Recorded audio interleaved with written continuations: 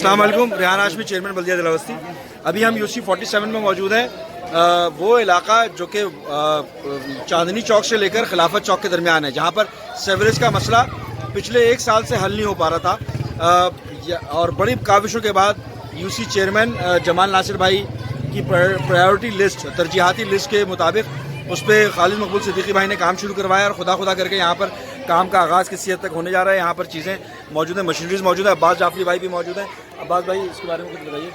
یہ کام جو ہے کافی عرصے سے پینڈنگ پڑا ہوتا اور اس علاقے کو بہت مشکلات تھی، اس کی وجہ سے چاندنی چوک اور دیگر ایریا جو ہے وہ سیوریج کا پانی کھڑا ہو جاتا تھا۔ آج یہ کام شروع ہونے جا رہا ہے، تو یہ ایک بہت بڑا کام ہے اس پورے علاقے کے لیے، اور پورے علاقے کی ضرورت تھی اس کام کی۔